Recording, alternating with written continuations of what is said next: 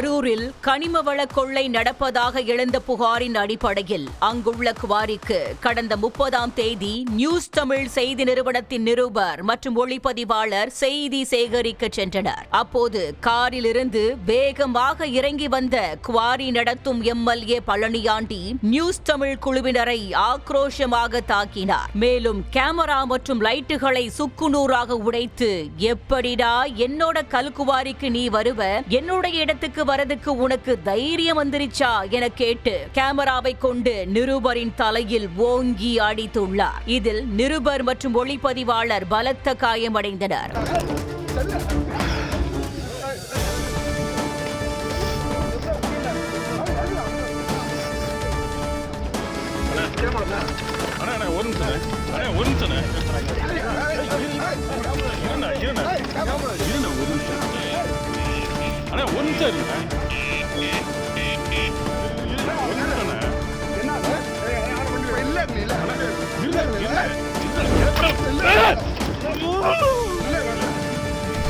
இந்த வீடியோ தற்போது காட்டு தீ போல் இணையத்தில் வேகமாக பரவி பெரும் பரபரப்பை ஏற்படுத்தி உள்ளது.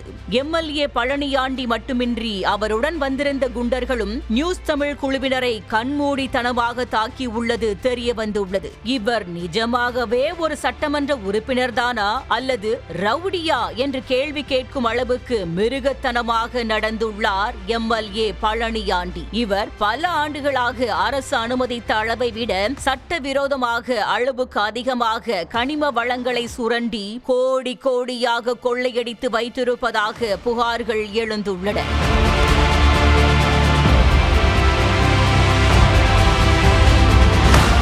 இந்த நிலையில் எம்எல்ஏ பழனியாண்டி நியூஸ் தமிழ் நிருபர் மற்றும் ஒளிப்பதிவாளரை ஆக்ரோஷமாக தாக்கும் காணொளி வெளியாகி பெரும் கொந்தளிப்பை ஏற்படுத்தி உள்ளது. இந்த சம்பவத்திற்கு எதிர்க்கட்சி தலைவர் எடப்பாடி பழனிசாமி, பாஜக மாநில முன்னாள் தலைவர் அண்ணாமலை, தமிழக காங்கிரஸ் தலைவர் செல்வ பெருந்தகை உள்பட பல்வேறு அரசியல் கட்சி தலைவர்கள் தங்களது கண்டனங்களை தெரிவித்து வருகின்றனர். குறிப்பாக தவேக தலைவர் விஜய் தனது சமூக வலைதள பக்கத்தில் ஆவேசமாக பதிவிட்டுள்ளார்.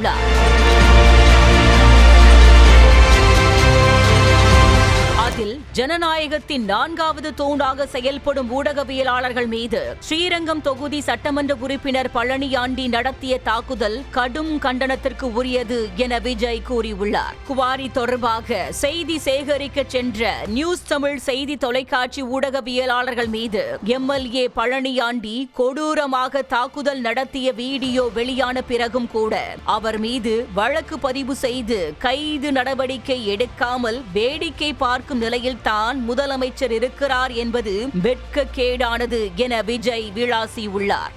பொதுமக்களால் தேர்ந்தெடுக்கப்பட்ட மக்கள் பிரதிநிதி பொதுவெளியில் இவ்வளவு மோசமாக செயல்படுவது தமிழ்நாட்டில் சட்டம் ஒழுங்கு சீரழிந்து கிடக்கிறது என்பதற்கு இன்னும் ஒரு சான்று என்று குறிப்பிட்ட விஜய், ஊடகவியலாளர்கள் மீது தாக்குதல் நடத்திய சட்டமன்ற உறுப்பினர் மீது வழக்கு பதிவு செய்து உரிய சட்ட நடவடிக்கை மேற்கொள்ள வேண்டும், பாதிக்கப்பட்ட ஊடகவியலாளர்களுக்கு உரிய நீதி கிடைக்க வழிவகை செய்ய வேண்டும் என வலியுறுத்தியுள்ளார். தமிழ்நாடே பாதுகாப்பின்றி பதைத்திருக்கையில் தூக்கத்தில் இருக்கும் முதல்வரால் மக்கள் துயரத்தில் இருக்கின்றனர் என்றும், இப்படிப்பட்ட ஆட்சியை மக்கள் வருகின்ற சட்டமன்ற தேர்தலில் தூக்கி எறிவது உறுதி உறுதி உறுதி எனவும் பதிவிட்டுள்ளார்.